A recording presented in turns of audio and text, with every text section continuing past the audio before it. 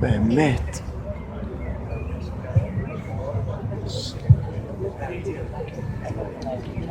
עד שיאנה תשיר, אני רוצה להגיד לכם שהופיעו לפנינו קודם מקהלת ההוסטל בניצוחה של בלה קפלן, ועומדת עכשיו להכנה לאקדמיה למוזיקה, הייתה בלהקת הנחל.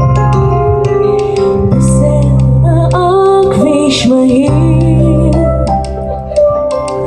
מגע החורף שבאוויר, ובחלום שלי הנוף חולף מולי, או שאני חולף מולו.